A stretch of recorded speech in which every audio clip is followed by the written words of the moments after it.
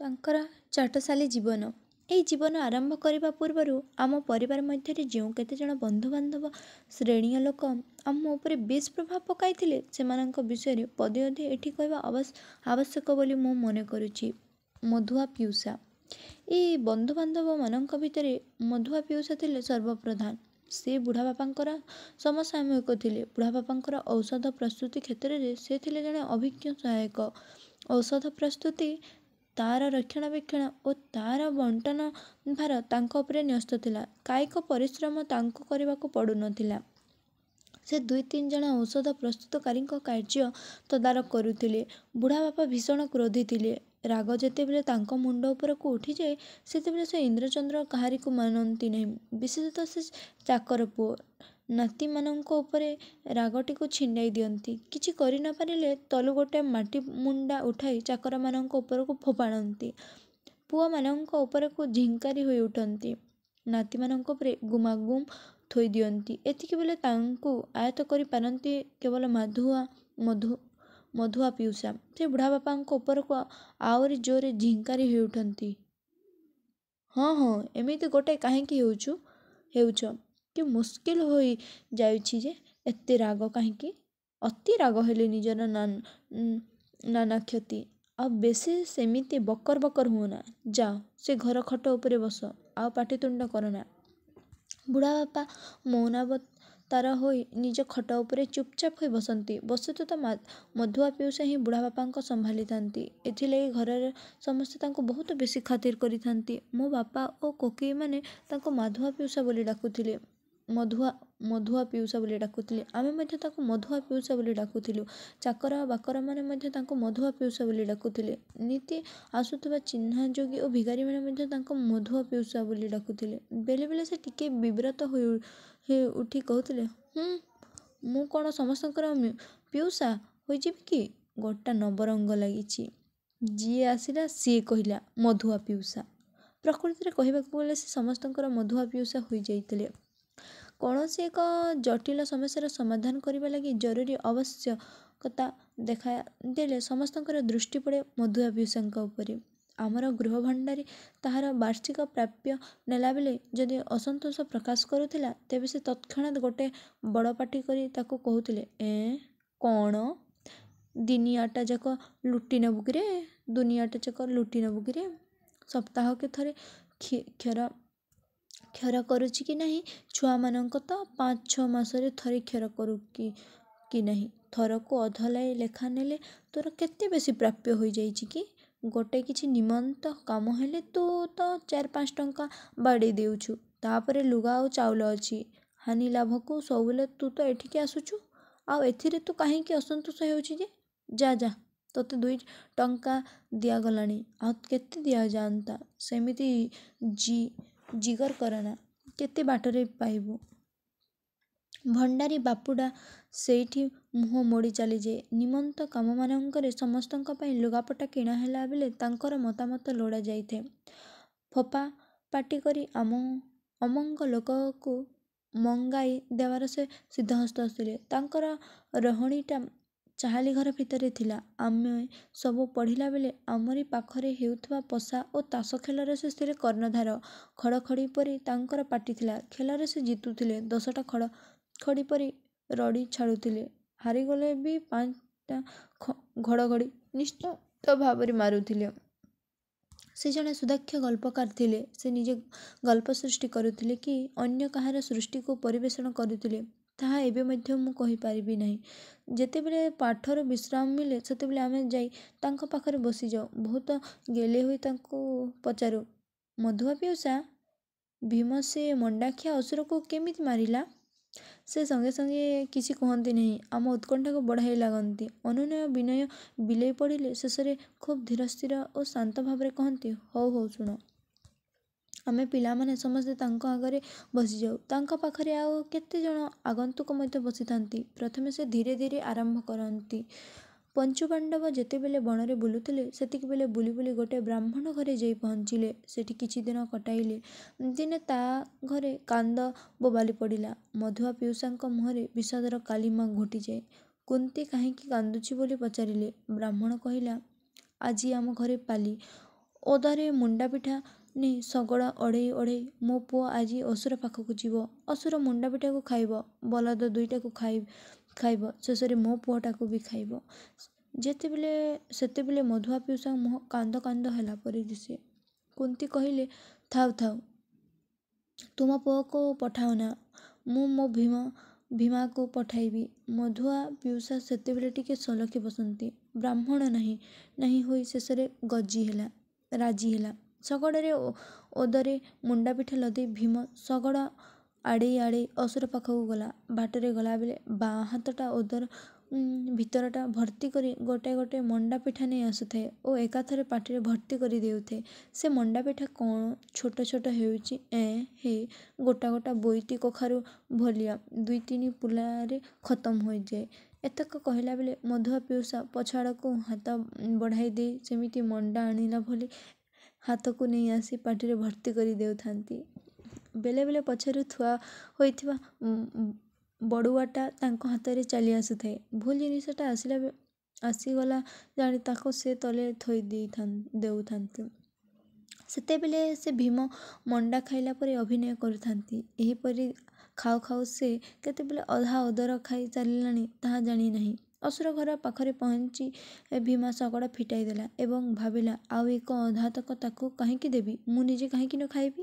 ଏହା କହି ଟପାଟପ 2 ହାତିଆ ଚଳାଇଦେଲା। ସେତେବେଳେ ପିଉସାଙ୍କର ହାତ ଠିକ୍ ସେହିପରି ମୁହଁ ଯାଏ ଆସୁଥାଏ। ଏହି ସମୟରେ ଅସୁର ଘର ଭିତରୁ ବାହାରି ଆସିଲା ମଧୁଆ ପିଉସା ପାଟି ଘଡ଼ଘଡ଼ି ପରି ଶୁଭିଲା। ଅସୁର ରାଗରେ ଗର୍ଜନ କଲା, କିବେ ମୋ ପିଠାକୁ ତୁ ଖାଇଲୁ, ରହ ତୋତେ ଆଗ ଏଇଠି ଶେଷ କରିବି, ତାପରେ ଯାଇ ଯୋଉ କଥା। ଏହା କହି ସେ ଗୋଟା ତାଲଗଛ ଉପାଡ଼ି ଆଣି ଭୀମ ଉପରେ ପିଟିବାକୁ ଲାଗିଲା। ଭୀମ ସେମିତି ଖାଇ ଲାଗିଥାଏ, ତା ଦେହ ତ ବଜ୍ର ଅଙ୍ଗ। ଏ ତାଲଗଛ ତାର କ'ଣ କରିବ? ତାଲଗଛ ଚୂନା ହୋଇଗଲା। ପୁଣି ଆଉ ଗୋଟେ ତାଲଗଛ ଉପାଡ଼ି ଆଣିଲା, ସେ ବି ଶେଷ ହୋଇଗଲା। ଏହିପରି 4-5ଟା ତାଲଗଛ ସରିଲା ବେଳକୁ ଭୀମର ଖିଆ ସରିଗଲା। ସେଇଠୁ ସେ ହୁଙ୍କାର କରି ଉଠିଲା, ହଇବେ ଶଳା, ମୋତେ କ'ଣ ବୋଲି ପାଇଛୁ କିରେ? ଏତକ କହି ଅସୁରର ବେକକୁ ଯାଇ ଧରି ପକାଇଲା। ପାଖରେ ବସିଥିବା ବ୍ୟକ୍ତିଙ୍କ ବେକ ଉପରେ ମଧୁଆ ପିଉସାଙ୍କ ହାତ ପଡ଼ି ଯାଇ ଅସୁର ବେଲକୁ ଭୀମ ଆକର୍ଷିଲା ପରି ସେ ପାଖ ଲୋକର ବେକକୁ ଟାଣି ଆଣୁଥିଲେ।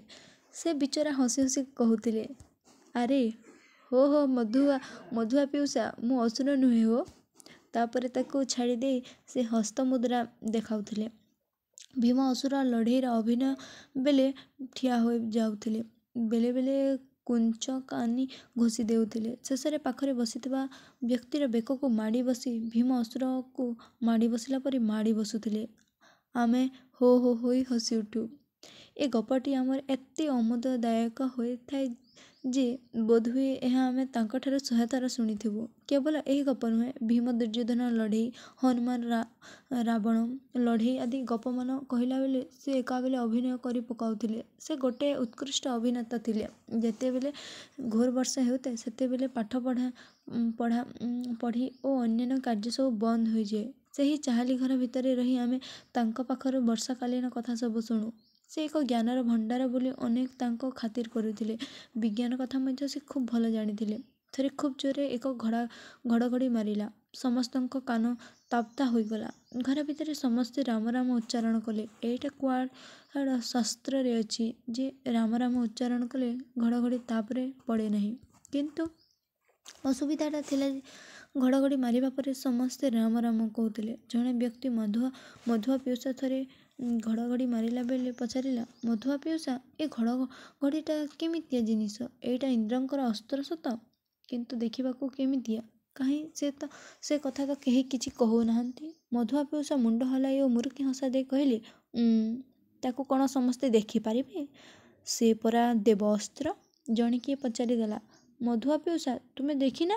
ସେ ଗମ୍ଭୀର ହୋଇଯାଇ କହିଲେ, ଦେଖିଛି, ସେମିତି ଭାଗ୍ୟରେ ଥିଲେ ଦେଖିବାକୁ ମିଳେ। ଜ୍ଞାନର ଭଣ୍ଡାର ମଧୁଆ ପିଉସା ଯେ ମିଛ କେବେହେଲେ କହିବେ ନାହିଁ, ଏ କଥା ସମସ୍ତେ ଭଲ ଭାବରେ ଜାଣିଥାନ୍ତି। ତାଙ୍କୁ ବେଢ଼ି ଯାଇ ସମସ୍ତେ କହିଲେ, ମଧୁଆ ପିଉସା, କୁହ ସେଇଟା କେମିତିକା? ମଧୁଆ ପିଉସା ଆରମ୍ଭ କଲେ, ଥରେ ଏହାଠୁ 4 ଗୁଣ ଆହୁରି ନିଷ୍କୃତିଆ ବର୍ଷା ହେଉଥାଏ। ଖେଚେଡ଼ା ପିଲାଗୁଡ଼ାକ ରାସ୍ତାରେ ଚାଲୁଥିବା ପାଣିରେ ଚବର ଚବର ହେଉଥାନ୍ତି। ପାଣିରେ ତିନ୍ତି ତିନ୍ତି ସେମାନେ କାଗଜ ଡଙ୍ଗା ଭସାଇବାରେ ଲାଗି ପଡ଼ିଥାନ୍ତି।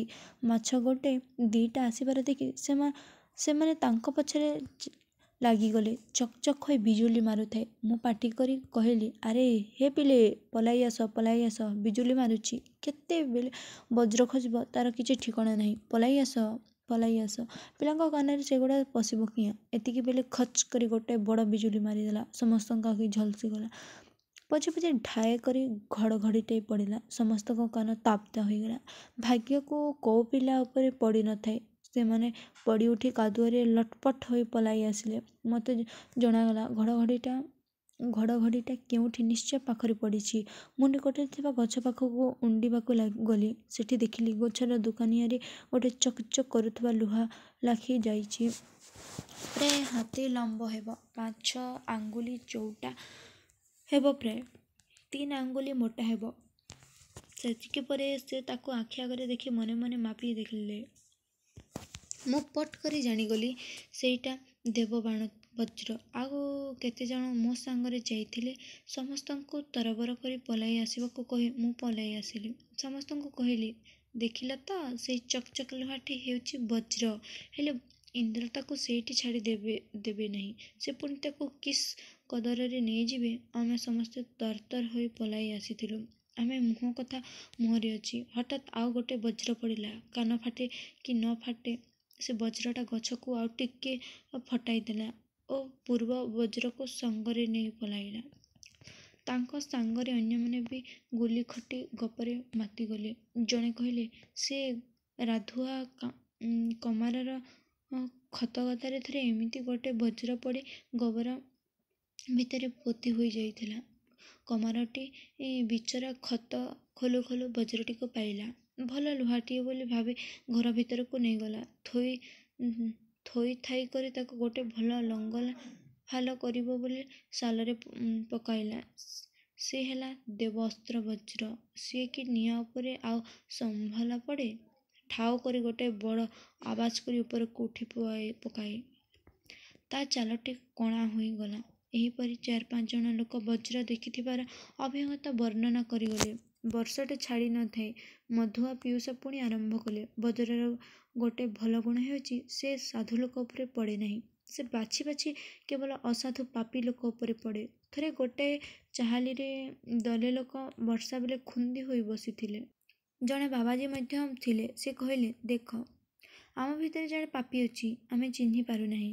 ସେ ଏଠୁ ଚାଲିଯିବା ଉଚିତ, ନହେଲେ ସମସ୍ତେ ବଜ୍ର ମାଡ଼ରେ ମରିବେ। ଗୋଟେ କାମ କର, ଜଣେ ଲେଖାଏଁ ଦୂରରେ ଥିବା ଗଛ ମୂଳକୁ ଏଠାରୁ ଯାଅ। ଯିଏ ପାପୀ ଥିବ ସିଏ ସେ ଗଛ ମୂଳରେ ପହଞ୍ଚିବା ମାତ୍ରେ ତା ଉପରେ ବଜ୍ର ପଡ଼ିବ। ସେ ମରିଯିବ, ହେଲେ ଅନ୍ୟମାନେ ଉଦ୍ଧାର ପାଇଯିବେ। ପ୍ରସ୍ତାବଟା କାର୍ଯ୍ୟକାରୀ କରାଗଲା। ପ୍ରଥମେ ଜଣେ ଯାଇ ଗଛ ମୂଳରେ ଠିଆ ହେଲା। କିଛି ନ ହେବାରୁ ଚାଲି ଆସିଲା। ତାପରେ ଆଉ ଜଣେ ମଧ୍ୟ ସେହିପରି ଯାଇ ଫେରି ଆସିଲା। ତାର କିଛି ହେଲା ନାହିଁ। ଏହିପରି ଜଣ ଜଣ ହୋଇ ସମସ୍ତେ ଗଲେ ଓ ଫେରିଲେ, କିନ୍ତୁ କାହାରି କିଛି ହେଲା ନାହିଁ। ସବାଶେଷ ଜଣକ ଭାବିଲା ଯେ ସେ ନିଶ୍ଚୟ ପାପୀ। ସେ ଗଛ ମୂଳକୁ ଯିବା ମାତ୍ରେ ତା ଉପରେ ବଜ୍ର ପଡ଼ିବ। ଭୟରେ ଜଳସଡ଼ ହୋଇ ସେ ଗୋଟେ ଗୋଟେ ଆଗେଇଲା। ସେ ଗଛ ମୂଳରେ ପହଞ୍ଚିଲା କି ନାହିଁ, ଚାହାଳି ଘର ଉପରେ ବଜ୍ର ପଡ଼ି ସମସ୍ତଙ୍କୁ ମାରିଦେଲା। ସେ ଗୋଟାଏ ପୁଣ୍ୟ ଲୋକ ଥିବାରୁ ଘର ଭିତରେ ବଜ୍ର ପଡ଼ି ନଥିଲା। ଆଉ ସମସ୍ତେ ପାପୀ ଥିଲେ। ପୁଣ୍ୟ ଲୋକଟି ବାହାରି ଯିବା ମାତ୍ରେ ବଜ୍ର ମାଡ଼ରେ ସବୁ ପାପୀ ମରିଗଲେ। ଏଗୁଡ଼ା ଯେ କ୍ୟାରେଟ୍ ସତ, ତାହା ଆମେ ପିଲାଏ ଗ୍ରହଣ କରି ନେଇଥିଲୁ। ଯେଉଁଦିନ ଝଡ଼ି ବର୍ଷା ହୁଏ, ସେଦିନ ମଧୁଆ ପିଉସା ପେଟ ଏପରି ଗପରେ ଫମ୍ପେଇ ଉଠେ। ସେତକ ନ ଓକାଲିବା ଯାଏ ତାଙ୍କର ବାହାର ସହେ ନାହିଁ। ଉପରୋକ୍ତ କଥାଗୁଡ଼ିକ କାମଧନ୍ଦା ନ ଥିଲାବେଳେ ପିଉସାଙ୍କ ମୁହଁରୁ ବାରମ୍ବାର ଶୁଣିବାକୁ ମିଳୁଥିଲା। ପିଉସା ଯେ କେବଳ ଏହି ଧରଣର ଗପ କହନ୍ତି ତା ନୁହେଁ। ତାସ ଓ ପଶା ଖେଳରେ ତାଙ୍କର ନିପୁଣତା ଓ ଦକ୍ଷତା ବିଷୟରେ ପୂର୍ବର ଅଭିଜ୍ଞତା ସବୁ କହି ସମସ୍ତଙ୍କୁ ଚମତ୍କୃତ କରୁଥିଲେ। ତାସ ଖେଳରେ ସେ ନିଜର ଅନ୍ତର୍ଦୃଷ୍ଟି ବଳରେ କାହା ପାଖରେ କେଉଁ ତାସ ଅଛି ତାହା ପଟ୍ କରି ଜାଣି ଯାଉଥିଲେ। ଫଳରେ ତାଙ୍କର ପ୍ରାୟ ସବୁବେଳେ ଜିତାପଟ ହେଉଥିଲା। ତାଙ୍କ ସଙ୍ଗରେ ତାସ ଖେଳରେ ବସିବା ଲାଗି ଖେଳାଳୀମାନେ କଲିକ ତକରାଲ କରୁଥିଲେ। ସେ ଖେଳରେ ବସିବା ଅର୍ଥ ଚିତାପଟଟାକୁ ଘୋଷାଣି ଆଣି ଗାମୁଛାରେ ବାନ୍ଧିଦେବା। ଆମେ ପିଲାଏ ସେତେବେଳୁ ତାସ୍ ଖେଳର କୌଶଳ ଓ ନିୟମ ଜାଣିନଥାଉ, ତଥାପି ଗ୍ରହଣ କରିନେଉ ଯେ ପିଉସ ଜଣେ ବଡ଼ ଖେଳାଳି। ହାରିବା କଥା ତାଙ୍କ ଜାତକରେ ନାହିଁ। ପାଠପଢ଼ା ସମୟରେ ପାଖରେ ଖେଳ ହେଉଥିଲା, ଆମେ କିନ୍ତୁ ଦେଖୁଥିଲୁ।